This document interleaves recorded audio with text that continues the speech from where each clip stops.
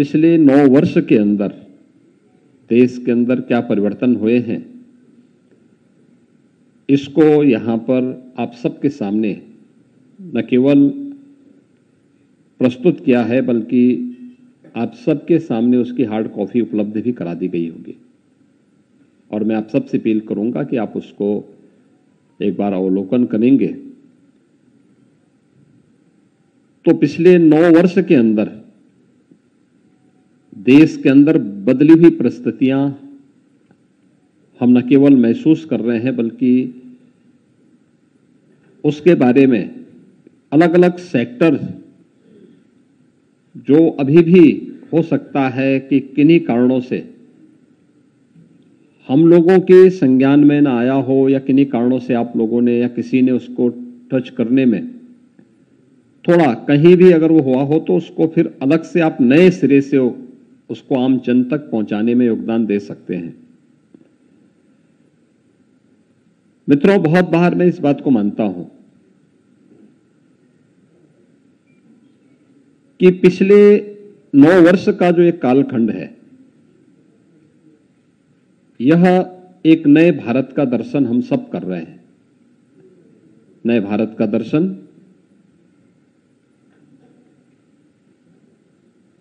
अगर आप देखेंगे 4 महत्वपूर्ण स्तंभों पर एक खड़ा है। एक, वैश्विक स्तर पर भारत का बढ़ा मान। आज वैश्विक स्तर पर आप देख सकते हैं भारत को किस प्रकार का सम्मान मिल रहा है। अभी हाल ही में प्रधानमंत्री मोदी जी की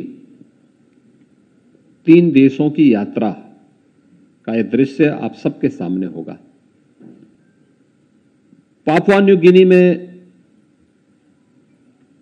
माननीय प्रधानमंत्री जी जब वहां गए, तो वहां के प्रधानमंत्री द्वारा वहां के माननीय प्रधानमंत्री जी ने पैर छू करके उनका अभिनंदन किया।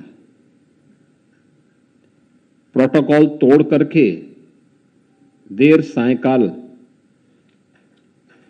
स्वयं अगवानी के लिए आए। यह पहली बार हुआ है जब किसी संप्रभु राष्ट्र द्वारा, वहां के किसी राष्ट्र प्रमुख द्वारा दूसरे अपने समकक्ष राष्ट्र प्रमुख का अभिनंदन इस रूप में किया जा रहा हो। पापुआ न्यू गिनी और फिजी ने अपना सर्वोच्च सम्मान प्रधानमंत्री मोदी जी को दिया, और इस दौरान आपने ऑस्ट्रेलिया के प्रधानमंत्री जी के वक्तव्य को भी सुना होगा, जो उन्होंने प्रधानमंत्री मोदी जी के प्रति व्यक्त किए। और अमेरिका के राष्ट्रपति जी के द्वारा जो शब्द व्यक्त किए गए कि मोदी जी, हमारी इच्छा होती है आपका ऑटोग्राफ लेने का, यानी यह वैश्विक स्तर पर न केवल प्रधानमंत्री मोदी जी का, बल्कि भारत की 140 करोड़ आबादी का सम्मान बढ़ा है। हर भारतवासी इस पर गौरव की अनुभूति करता है। और किस रूप में? यह आज किसी से छुपा हुआ नहीं है। 2014 के पहले जब भी कोई भारतवासी दुनिया के अंदर किसी भी अन्य देश की यात्रा में जाता था, तो उसे तमाम प्रकार के प्रश्नों से, तमाम प्रकार की आशंकाओं से गुजरना होता था। आज वह उससे उभर चुका है। दुनिया में एक कौतूहल है, दुनिया के अंदर भारत के प्रति एक आकर्षण बढ़ा है, दुनिया के अंदर भारत के बारे में लोगों के मन में एक नई जिज्ञासा प्रारंभ हुई है। और यह जो कौतूहल है, जो आश्चर्य है, जो जिज्ञासा है, यह प्रधानमंत्री मोदी जी के कारण वैश्विक मंच पर भारत की विरासत को सम्मान मिला है। योग 21 जून की तिथि पूरी दुनिया के अंदर 190 के आसपास देश आज इसके साथ जुड़ करके भारत की विरासत को सम्मान देते हैं और स्वयं भी उससे लाभान्वित होते हुए दिखाई देते हैं। तो वैश्विक मंच पर बढ़ा मान, यह हम सब ने महसूस किया। दूसरा पक्ष है भारत की आंतरिक और बाह्य सुरक्षा की स्थिति सुदृढ़ हुई है। आज कोई भारत की ओर टेढ़ी नजरों से देखने का तो साहस नहीं कर सकता। जितने भी हमारे पड़ोसी हैं, भारत का हमेशा प्रयास रहा है सबको साथ लेकर के चलने की। और सरदेव अटल जी ने तो एक बार ये बात कही ही थी कि हम सब कुछ कर सकते हैं लेकिन पड़ोसी नहीं बदल सकते। और भारत हमेशा अपने पड़ोसियों के प्रति एक सकारात्मक भाव रखता रहा है, लेकिन फिर भी कुछ लोग अपनी प्रवृत्ति से, आदतों से, जो उनकी प्रवृत्ति है उससे मुक्त नहीं हो पाते। पहली बार हो रहा है जब जैसे को तैसे का जवाब भारत दे रहा है। भारत की सीमाएं सुरक्षित हैं, पहले की तुलना में सुदृढ़ हुई है। देश के अंदर आंतरिक सुरक्षा की स्थिति बेहतर हुई है। जम्मू कश्मीर हो,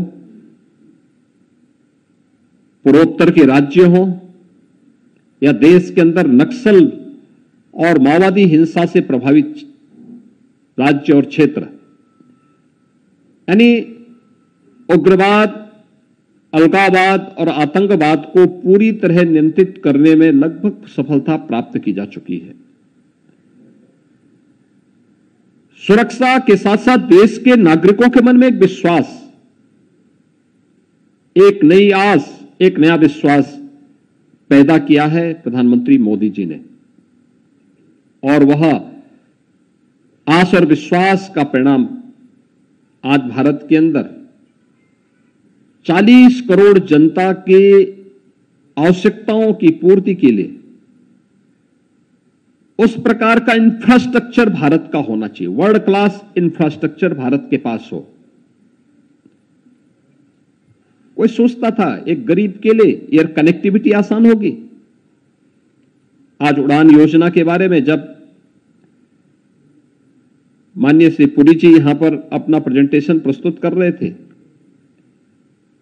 तो आपके सामने कितना, यानी आजादी के बाद 70 वर्षों में देश के अंदर बन पाए थे केवल 74 एयरपोर्ट, और मात्र 9 वर्ष के अंदर ही 74 नए एयरपोर्ट भारत ने नए दे दिए। यानी यह एक नया highway, express highway, waterway, railway, logistic के क्षेत्र में जो कुछ परिवर्तन आप देखने को मिल रहा है यह अभूतपूर्व है। पब्लिक ट्रांसपोर्ट के लिए जिस प्रकार की सुविधा प्राप्त हुई है, मेट्रो का एक नया संजाल बिछा है।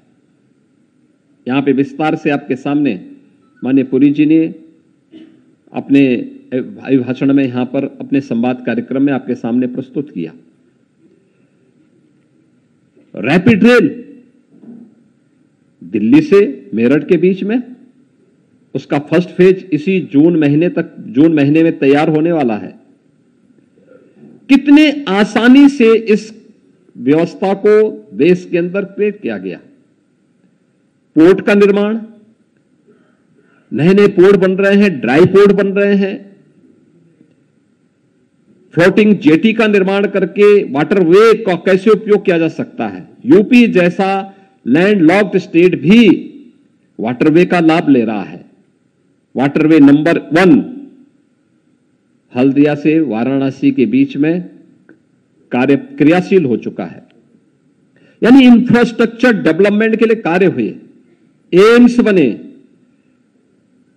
कोई सोचता था आजादी के बाद 70 वर्षों में मात्र 6 एम्स बने, आज 22 से अधिक एम्स का निर्माण भारत के अंदर हो चुका है।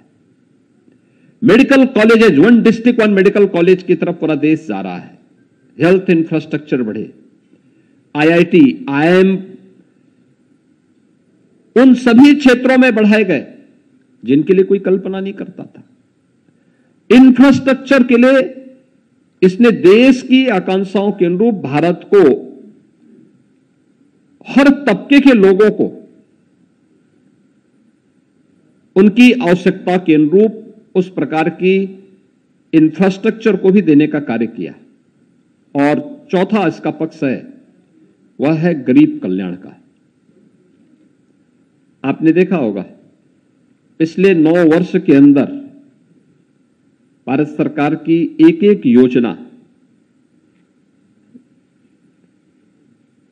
हर एक काम देश के नाम गरीब कल्याण के लिए समर्पित है। उसमें जाति नहीं, मत नहीं, मजहब नहीं, क्षेत्र नहीं, भाषा नहीं, बल्कि सबका साथ और सबके विकास की भावनाओं को अपने अंदर समेटे हुए ये योजनाएं आगे बढ़ती हैं। एक एक योजना जनधन अकाउंट से प्रारंभ हुई योजना है, कितना विस्तार लेती है। लोग सोचते थे देश के अंदर 45 करोड़ से अधिक ऐसे गरीबों के जनधन अकाउंट खोले गए। और मित्रों, जनधन अकाउंट के माध्यम से जो परिवर्तन हम सबको देखने को मिला, यानी 48 करोड़ लोगों का देश के अंदर एक एक अकाउंट खोले गए। यानी इतने लोग ऐसे थे जिनके आजादी के बाद अपने स्वयं के अकाउंट बैंक में नहीं थे। और उत्तर प्रदेश ने सर्वाधिक लाभ लिया। उत्तर प्रदेश में 8.5 करोड़ से अधिक गरीबों के बैंक के अकाउंट खोले गए इस दौरान। जनधन अकाउंट का परिणाम है डिजिटल बैंकिंग और डीबीटी का लाभ आज हर व्यक्ति ले पा रहा है और भ्रष्टाचार पर प्रहार का यह सबसे बड़ा माध्यम बना। यह सबसे बड़ा प्रहार का उसका लाभ मिला। दूसरा, एक एक स्कीम किस रूप में, यानी कोरोना कालखंड में तो इन जनधन अकाउंट का लाभ सर्वाधिक हर गरीब, हर किसान, हर श्रमिक ले आई। आपने देखा होगा कि कोरोना कालखंड के दौरान कैसे हम लोग इन योजनाओं का लाभ उन लोगों तक, एक क्लिक में 2,63,00,000 किसानों तक पीएम किसान योजना का लाभ उन तक पहुंच रहा था। एक क्लिक में 1,75,00,000 उज्ज्वला योजना के जो लाभार्थी उत्तर प्रदेश में हैं, उन लोगों तक उनको प्राप्त होने वाले सिलेंडर का दाम उनको प्राप्त हो रहा था। एक क्लिक में पेंशन के लाभार्थी, चाहे वह निराश्रित महिला पेंशन हो, वृद्धावस्था पेंशन हो, दिव्यांगजन पेंशन हो, उन्हें इस योजना का लाभ मिल रहा था। एक क्लिक में महिला लाभार्थियों को दी जाने वाली सुविधा का लाभ प्राप्त हो रहा था। ये सभी चीजें उस रूप में मिल रही थी। और एक एक योजना कैसे स्वावलंबन का आधार बनती है। खासतौर पर पीएम आवास योजना को अगर आप देखेंगे, उत्तर प्रदेश के अंदर इन 9 वर्षों में ग्रामीण और शहरी दोनों क्षेत्रों में मित्रों 54 लाख गरीबों को एक एक आवास योजना का लाभ प्राप्त हुआ है। 54 लाख। पूरे देश के अंदर 3 करोड़ लोग ऐसे थे जिनके पास अपने सिर ढकने के लिए आवास नहीं थे, और उनमें 54 लाख गरीबों को अकेले उत्तर प्रदेश के अंदर इस सुविधा का लाभ प्राप्त हुआ है। शौचालयों का निर्माण अगर आप देखेंगे, स्वच्छ भारत मिशन ने अभी आपने देखा होगा कि यहां पर माननीय केंद्रीय मंत्री जब अपना प्रेजेंटेशन प्रस्तुत कर रहे थे तो उन्होंने उस समय इस बात को बहुत अच्छे ढंग से प्रस्तुत किया था कि WHO की जो रिपोर्ट है वो क्या बताती है। स्वच्छ भारत मिशन के कारण 3 लाख लोगों की जान बची है। और स्वच्छ भारत मिशन का उत्तर प्रदेश के अंदर क्या परिणाम था? 2,61,00,000 गरीबों के तो शौचालय बनाए गए यूपी में, उत्तर प्रदेश के अंदर, और जिसमें भारत सरकार ने पूरे देश के अंदर 11,72,00,000 शौचालय बनाए, तो उत्तर प्रदेश के अंदर 2,61,00,000 शौचालयों का निर्माण हुआ। 2,61,00,000 शौचालय और स्वच्छ भारत मिशन को एक जन आंदोलन का रूप लेने का परिणाम क्या था कि उत्तर प्रदेश में इंसेफ्लाइटिस की बीमारी 40 वर्ष में 50,000 से अधिक मौतें अकेले उत्तर प्रदेश के अंदर हुई थी, जिसमें गोरखपुर, बस्ती कमिश्नरी, देवीपाटन कमिश्नरी ये प्रमुख रूप से इसकी चपेटे में थी। 40 वर्ष में 50,000 मौतें जिस बीमारी के कारण हुई हो, आज वह बीमारी पूरी तरह समाप्त हो चुकी है। यानी स्वच्छ भारत मिशन किस रूप में प्रभावी हुई है। इसी प्रकार से प्रदेश के अंदर हर घर नल की योजना, क्या कोई कल्पना करता था ये मिशन मोड पर भी कोई एक कार्यक्रम अभियान चलेगा जिसमें हर परिवार को शुद्ध पेयजल की आपूर्ति में सरकार योगदान दे पाएगी? पहले तो पिक एंड चूज होता था, सबके लिए योजना बन जाए, ये कल्पना थी। पिछले 9 वर्ष के अंदर 11 करोड़ घरों में नल से जल पहुंचा है और उत्तर प्रदेश में अब तक 1,18,00,000 घरों में नल से जल हम दे चुके हैं और उत्तर प्रदेश के अंदर अभी युद्ध स्तर पर कार्य चल रहे हैं। लगभग हर राजस्व गांव की हमने मैपिंग कर ली है, उसकी DPR बना ली है और उन सभी, चाहे वह ग्रामीण क्षेत्रों हो या शहरी क्षेत्रों हो, उनमें या तो घर घर नल की योजना लागू हो चुकी है या फिर लागू करने की तैयारियां उसमें युद्ध स्तर पर चल रही हैं। प्रदेश के अंदर प्रधान उज्ज्वला योजना में स्वस्थ ईंधन की जब हम बात करते हैं, पहले ईंधन के लिए व्यक्ति को भटकना पड़ता था, लकड़ी, गांव में लकड़ी ढूंढने के लिए जाते थे, गोबर के कंठों के लिए ढूंढने के लिए लोगों को मजबूर होना पड़ता था, मिट्टी के तेल यानी केरोसिन और कोयले को खरीदने के लिए मजबूर होना पड़ता था। इनसे होने वाला प्रदूषण अलग, बरसात हो गई, भीग गया तो परिवार को भूखों रहना पड़ता था। स्वस्थ ईंधन की व्यवस्था पहली बार देश के अंदर, और जहां 9,60,00,000 परिवारों को देश के अंदर इस सुविधा का लाभ प्राप्त हुआ, उत्तर प्रदेश में 1,75,00,000 परिवारों को इस सुविधा से लाभान्वित करने का काम भी किया गया। स्ट्रीट वेंडर कोई पूछता ही नहीं था, पटरी व्यवसायी देश के अंदर अगर 34,45,00,000 स्ट्रीट वेंडर इस योजना से लाभान्वित हुए हैं, तो मित्रों उत्तर प्रदेश के अंदर इस योजना से 11,94,000 स्ट्रीट वेंडर यानी पटरी, ठेला, खोमचा, रेहड़ी लगाने वाले लाभार्थियों को PM स्वनिधि योजना में, इस योजना के माध्यम से उन्हें ब्याज मुक्त ऋण उपलब्ध करवाने का कार्य बैंकों से किया गया। PM स्वामित्व योजना, ग्रामीण क्षेत्र में राजस्व से जुड़े हुए जो विवाद हुआ करते थे, कोई सोच ही नहीं सकता था कि इसके बारे में भी कभी उसको इस जमीन का मालिकाना अधिकार मिलेगा। लोग सोचते भी नहीं थे। आज मुझे बताते हुए प्रसन्नता है, उत्तर प्रदेश देश की आबादी का सबसे बड़ा राज्य है। अब तक उत्तर प्रदेश के अंदर हम 56 लाख परिवारों को PM स्वामित्व योजना, जहां पे जिसका घर है उस जमीन का मालिकाना अधिकार भी घरौनी के माध्यम से उस परिवार को दे दिया गया है।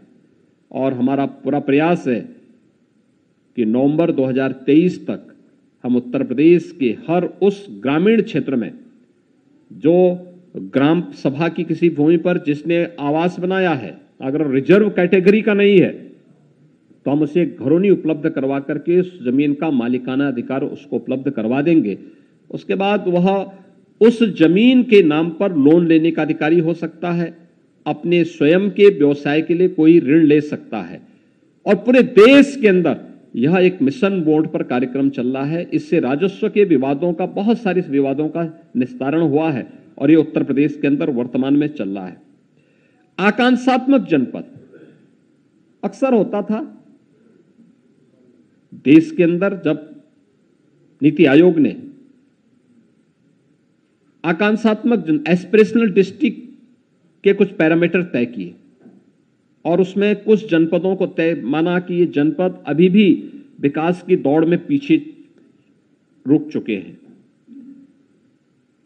एक स्वस्थ प्रतिस्पर्धा, नया फंड नहीं देना है, मौजूदा जो आपका फंड है उसी से आपको कन्वर्जन के माध्यम से इन योजनाओं को आगे बढ़ाना है।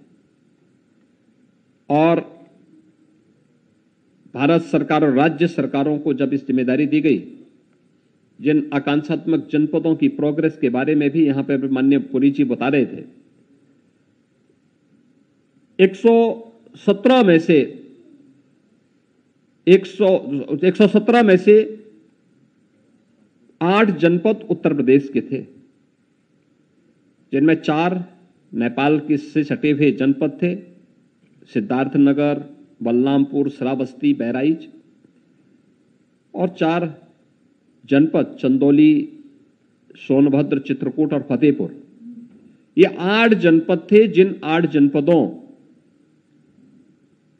को एस्पिरेशनल डिस्ट्रिक्ट के रूप में घोषित किया था और इनके पैरामीटर बहुत पीछे थे, इसमें सभी में बहुत पीछे थे। आज ये सभी देश यानी उत्तर प्रदेश के अंदर भी और देश के अंदर भी आकांक्षात्मक जनपद सामान्य विकास की दर के साथ आगे बढ़ते हुए दिखाई दिए हैं।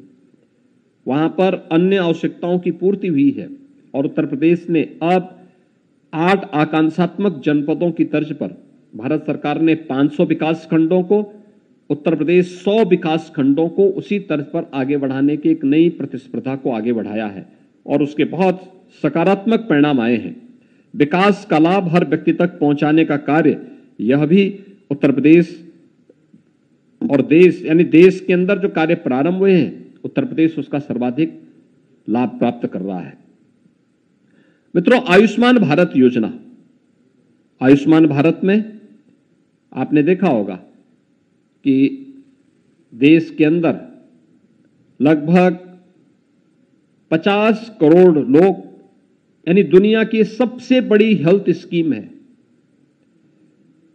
50 करोड़ लोग इससे कवरेज हो रहे हैं, जिनमें से बहुत सारे लोगों ने अपने गोल्डन कार्ड बनाए हैं, बहुत सारे लोग नहीं बना पाए हैं। उत्तर प्रदेश के अंदर इस योजना से, चाहे वह प्रधानमंत्री जन आरोग्य योजना आयुष्मान भारत की हो या फिर उसी तर्ज पर हम लोगों ने जो कुछ छूटे हुए लोग थे उनके लिए भी योजना बनाई है, ये सभी मिलकर के लगभग 10 करोड़ लोगों को 5 लाख रुपए सालाना स्वास्थ्य बीमा का कवर उपलब्ध करवाने का कार्य कर रही है। प्रधानमंत्री जीवन ज्योति बीमा योजना, देश के अंदर इसका कवरेज जो लाभार्थी हैं 13 करोड़ 53 लाख हैं, तो उसमें से 1 करोड़ 46 लाख उत्तर प्रदेश के अंदर हैं। और दिव्यांगजन सशक्तिकरण के लिए भी जो सहायक उपकरण और पेंशन की सुविधा है, वह देश के अंदर 24,45,000 है, तो उसमें 2,76,000 उत्तर प्रदेश के अंदर लाभार्थी इस योजना से लाभान्वित हो रहे हैं। मित्रों, किसानों के बारे में प्रधानमंत्री किसान सम्मान निधि, उत्तर प्रदेश का किसान उससे सर्वाधिक लाभान्वित हुआ है। क्योंकि 90% से अधिक किसान उत्तर प्रदेश के अंदर लघु और सीमांत श्रेणी का है, छोटी जोत का है। उत्तर प्रदेश के अंदर यानी अगर भारत के अंदर 11 करोड़ इस योजना के लाभार्थी हैं तो अकेले उत्तर प्रदेश में 2 करोड़ 63 लाख लाभार्थी हैं, जिन्हें अब तक पीएम किसान निधि के माध्यम से 55 करोड़ 55,800 करोड़ रुपए से अधिक की धनराशि डीबीटी के माध्यम से उनके अकाउंट में आ चुकी है। इसमें 6,000 रुपए सालाना भारत सरकार प्रत्येक किसान को उपलब्ध करवाने का कार्य करती है। ऐसे विभिन्न योजनाओं में एमएसपी का लाभ किसानों को प्राप्त हो, लागत का 1.5 गुना दाम किसान को उपलब्ध करवाने का कार्य है, या फिर अन्य वे तमाम योजनाएं जिसमें कृषि क्षेत्र हो या नारी सशक्तिकरण का कार्य हो, प्रधानमंत्री सुरक्षित मातृत्व अभियान योजना, प्रधानमंत्री मातृ वंदना योजना, सुकन्या समृद्धि योजना, ये सभी योजनाएं ऐसी हैं जिन योजनाओं ने नारी सशक्तिकरण के कार्यक्रम को आगे बढ़ाने का कार्य किया है। तो युवा पीढ़ी के लिए भी उन्हें मिशन रोजगार के साथ जोड़ने और मिशन रोजगार के माध्यम से उनके स्वावलंबन का मार्ग प्रशस्त करने का कार्य भी इन 9 वर्षों के अंदर तेजी से देखने को मिला है। आपने देखा होगा अनेक योजनाएं चली, पीएम स्टार्टअप की योजना, पीएम स्टैंडअप की योजना, डिजिटल इंडिया की योजना, ये सभी योजनाएं हमारी युवाओं के उत्थान के साथ साथ स्किल डेवलपमेंट की योजना, स्किल मिशन से जुड़े हुए कार्यक्रम किस मजबूती के साथ देश के अंदर हुए हैं। अकेले पीएम कौशल विकास योजना में 1 करोड़ 37 लाख लोग प्रशिक्षित हुए हैं और उत्तर प्रदेश के अंदर इस योजना में हम लोग अब तक 16,86,000 से अधिक युवाओं को प्रशिक्षित कर चुके हैं। इसी प्रकार से देश के अंदर इस दौरान 390 नए विश्वविद्यालयों की स्थापना हुई और उत्तर प्रदेश ने भी इस दौरान 10 से अधिक विश्वविद्यालय गवर्नमेंट सेक्टर में और निजी क्षेत्र में भी लगभग 27 विश्वविद्यालयों की स्थापना का मार्ग हम लोगों ने प्रशस्त किया है। प्रदेश के अंदर अगर हम अन्य क्षेत्र में देखेंगे तो बहुत सारे ऐसे सेक्टर हैं जहां पर कार्य मजबूती के साथ आगे बढ़ा है। देश के अंदर एक बड़ी संख्या ऐसी है गांवों की जिन्हें ऑप्टिकल फाइबर के साथ जोड़ने का प्रयास हुआ है। ऑप्टिकल फाइबर का मतलब जहां पे डिजिटल इंडिया का लाभ गांवों के अंदर देखने को मिलेगा। ऑनलाइन उन्हें आय प्रमाण पत्र, जाति प्रमाण पत्र, निवास प्रमाण पत्र या फिर अपने खेत से जुड़े हुए, राजस्व से जुड़े हुए कोई भी डॉक्यूमेंट लेना हो, वह अपने गांव के ग्राम सचिवालय यानी पंचायत भवन से इन सारी सुविधाओं का लाभ ले सकता है। उत्तर प्रदेश ने इस दिशा में अच्छा कार्य किया है। उत्तर प्रदेश अब तक लगभग अपने 56,000 ग्राम पंचायतों में ग्राम सचिवालय के निर्माण के कार्यक्रम को आगे बढ़ा चुका है और ज्यादातर बन चुके हैं।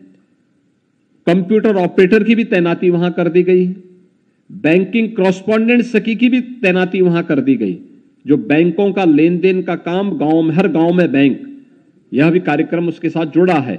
और साथ साथ ऑप्टिकल फाइबर और इंटरनेट की सुविधा भी उन ग्राम पंचायतों को उपलब्ध करवाने का कार्य किया जा रहा है, जिससे ये सभी डॉक्यूमेंट किसी भी व्यक्ति को, गांव के किसी व्यक्ति को इसके लिए तहसील में, जिला मुख्यालय में या ब्लॉक में न जाना पड़े, गांव में ही इन सुविधाओं का लाभ उन्हें प्राप्त हो।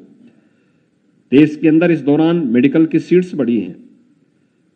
14 से अब तक कुल यानी पिछले 9 वर्षों में देश के अंदर 69,663 मेडिकल की सीट नई जोड़ी गई हैं। नए मेडिकल कॉलेज में देश के अंदर, मैंने आपको पहले बताया कि हम आज 2 एम्स उत्तर प्रदेश के अंदर बने हैं और one district one medical college की तरफ भी उत्तर प्रदेश आज बढ़ चुका है। प्रदेश के अंदर अर्थव्यवस्था के रूप में अभी यहां पर माननीय पुरी जी ने आपके सामने बताया कि भारत आज दुनिया की 5वीं बड़ी अर्थव्यवस्था बन चुका है और तेजी के साथ जिस रूप में भारत की विकास की दर है, यह दिखाता है कि आने वाले समय में प्रधानमंत्री मोदी जी के नेतृत्व में भारत दुनिया की 3री बड़ी अर्थव्यवस्था बनेगा। व्यवसाय की सुगमता के लिए, ईज ऑफ डूइंग बिजनेस के लिए भारत की प्रोग्रेस दुनिया को निवेश के सबसे अच्छे गंतव्य के रूप में स्थापित करती है और इसमें भारत ने एक अच्छी रैंक यानी लगभग 79 रैंक की छलांग अकेले भारत ने ईज ऑफ डूइंग बिजनेस में पिछले 9 वर्ष के दौरान लगाई है। उत्तर प्रदेश 14वें स्थान से दूसरे स्थान पर आया है और उसका परिणाम है कि उत्तर प्रदेश ने इस दौरान देश के अंदर एक अच्छे निवेश के बेहतरीन स्थल के रूप में अपने आप को स्थापित किया है। देश के अंदर अन्य क्षेत्रों में भी अच्छा कार्य हुआ है। खासतौर पर अगर हम देखेंगे तो 2014 से पिछले 9 वर्षों में 3,28,000 किलोमीटर की ग्रामीण सड़कों का निर्माण हुआ है। हाईवे का निर्माण की गति 37 किलोमीटर प्रतिदिन देश के अंदर देखने को मिली है।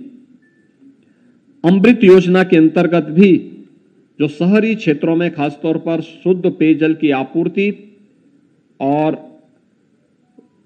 सीवर बिछाने की कार्रवाई शहरी क्षेत्रों में जो हो रही, इसमें अब तक 4,832 प्रोजेक्ट पूरे देश के अंदर संपन्न हुए हैं। सरकारी खरीद फरोख्त में पारदर्शिता आए, उस शुचिता और पारदर्शिता के लिए गवर्नमेंट ई पोर्टल का निर्माण किया गया। जेम पोर्टल में अगर आप देखेंगे देश के अंदर 3,90,000 करोड़ रुपए की रिकॉर्ड खरीदारी अब तक जेम पोर्टल से हुई है और उत्तर प्रदेश के अंदर भी 33,583 करोड़ रुपए की खरीदारी जेम पोर्टल के माध्यम से हुई है। यानी गवर्नमेंट ई मार्केट का पोर्टल है, सब कुछ उसमें उस सॉफ्टवेयर के माध्यम से आप पूरे देश के अंदर कौन सी चीज कहां पे किस कंपनी से जुड़ा हुआ और उसके रेट क्या हैं, उसके माध्यम से इस कार्यक्रम को आसानी से इसका लाभ ले सकते हैं।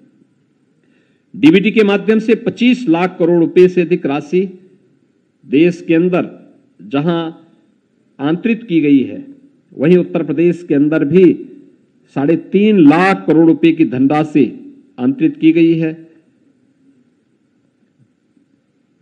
डिजिटल इंडिया के माध्यम से 5,47,000 कॉमन सर्विस सेंटर आज संचालित हैं। उत्तर प्रदेश के अंदर 1,44,000 कॉमन सर्विस सेंटर वर्तमान में क्रियाशील होकर के इन सेवाओं से आम जन को अपनी सेवाएं उपलब्ध करवाने का कार्य कर रहे हैं। और स्टार्टअप इंडिया में भी भारत की जो प्रोग्रेस है, विगत 9 वर्ष के अंदर 99,340 स्टार्टअप रजिस्टर्ड हुए हैं और प्रदेश में 9,451 स्टार्टअप यहां पर रजिस्टर्ड हुए हैं। ये एक नई प्रोग्रेस भारत की दिखाती है। विरासत का सम्मान हो, यह भी आपने इस दौरान देखा होगा। काशी में काशी विश्वनाथ धाम, अयोध्या में श्री राम जन्मभूमि पर भगवान श्री राम के भव्य मंदिर का निर्माण, केदारनाथ में केदारपुरी का निर्माण, महाकाल में महालोक का निर्माण, ये सभी किसी न किसी रूप में प्रत्येक भारतवासी को अपनी विरासत के प्रति सम्मान का भाव व्यक्त करने के लिए प्रेरित करता है। पर्यावरण के संरक्षण के लिए भी अनेक योजनाएं इस दौरान भारत सरकार ने प्रारंभ की। जल संरक्षण के लिए चलाए गए अभियान हो, चाहे वह पीएम कुसुम योजना के माध्यम से विभिन्न प्रकार के कार्यक्रम, नमामि गंगे मिशन की सफलता आप सबके सामने है। 2019 में प्रयागराज कुंभ आयोजित करने का सौभाग्य हमें प्राप्त हुआ था और प्रयागराज कुंभ की सफलता नमामि गंगे परियोजना की सफलता के साथ जोड़ करके देखी जा सकती है। जिसने भी 2019 से पहले प्रयागराज में आकर के, मुझे 2013 का कुंभ याद है, जब 2013 में प्रयागराज में कुंभ था और उस दौरान मॉरिशस के माननीय प्रधानमंत्री वहां आए थे। वहां गंदगी देख करके हिम्मत नहीं हुई उनकी कि वे संगम में स्नान कर सके। बिना स्नान किए ही दूर से ही नमस्कार करते हुए निकल गए। लेकिन 2019 में फिर से प्रवासी भारतीय दिवस के अवसर पर एक बड़े डेलीगेशन के साथ मॉरिशस के माननीय प्रधानमंत्री जी आए थे और प्रयागराज में मैंने उन्हें स्वयं आमंत्रित किया कि आप प्रयागराज में आए, वहां पे कुंभ का दर्शन करें। वे गए प्रयागराज में और प्रयागराज में आकर के न केवल उन्होंने कुंभ का दर्शन किया बल्कि संगम तट पर जाकर के जब लोग स्नान कर रहे थे वे अपने को रोक नहीं पाए। पूरा डेलीगेशन प्रयागराज संगम में स्नान किया था। ये नमामि गंगे परियोजना का परिणाम हम सबके सामने है। मित्रों, प्रत्येक स्तर पर प्रधानमंत्री मोदी जी के नेतृत्व में भारत ने एक नया सेवा का, सुशासन का और गरीब कल्याण का एक मॉडल न केवल देश को दिया है बल्कि आज पूरी दुनिया प्रधानमंत्री मोदी जी के इस अहर्निश प्रयास से, इस विजनरी नेतृत्व से आज उनके प्रति आकर्षित है। विगत 9 वर्ष का जो समय है यह एक नए भारत का दर्शन करने का समय है और इसीलिए आजादी के अमृत महोत्सव के काल के मुख्य महोत्सव को संबोधित करते हुए प्रधानमंत्री मोदी जी ने देशवासियों को पंचप्रण के साथ जोड़ने का एक संकल्प भी दिलाया। पंचप्रण में उनका जो संकल्प रहा है कि हमें गुलामी के अंशों को पूरी तरह समाप्त करना है, लेकिन फिर आगे अन्य जो संकल्प उन्होंने उसके साथ जोड़ाए कि हमें विरासत का भी सम्मान करना है। और अंत में उन्होंने जो बात कही उसमें कि यह सभी संकल्प पूर्ति तभी होगी जब हर नागरिक अपने कर्तव्यों का निर्वहन भी करेगा। यानी नागरिक कर्तव्यों का भी एहसास है, विरासत का सम्मान भी है। एक भारत श्रेष्ठ भारत बनाने की उस कल्पना को, जिसमें जाति, मत, मजहब के आधार पर भेदभाव न हो, उस प्रकार का भाव भी है, लेकिन गुलामी के अंशों को भी समाप्त करने के एक संकल्प को लेकर के आगे बढ़ना है। एक स्वाभिमानी भारत, एक समर्थ भारत, एक सशक्त भारत, यही प्रधानमंत्री मोदी जी का विजन है और उनके इस विजन के साथ पूरा भारत आज मजबूती के साथ आगे बढ़ता हुआ दिखाई दे रहा है। उनके यशस्वी नेतृत्व में भारत दुनिया की तीसरी बड़ी अर्थव्यवस्था बहुत शीघ्र बनेगा, इसमें किसी प्रकार का कोई संदेह नहीं होना चाहिए। मैं उनके नेतृत्व में विगत 9 वर्षों में उपलब्ध हुई ये सफलताएं हर भारतवासियों को गौरवान्वित करने वाली है। इसके लिए उत्तर प्रदेश की शासन और उत्तर प्रदेश की जनता की ओर से मैं प्रधानमंत्री मोदी जी का अभिनंदन करता हूं और विश्वास व्यक्त करता हूं कि उनके यशस्वी नेतृत्व में भारत दुनिया की एक बड़ी महाशक्ति के रूप में स्थापित होकर के दुनिया को नेतृत्व प्रदान करेगा। एक बार फिर से मैं आप सभी, हमारे जितने भी माननीय संपादकगण आए हैं, मीडिया से जुड़े हुए प्रतिनिधिगण आए हैं, केंद्रीय मंत्री माननीय श्री हरदीप सिंह पुरी जी का और आप अन्य सभी महानुभावों का हृदय से अभिनंदन करता हूं। धन्यवाद। जय हिंद।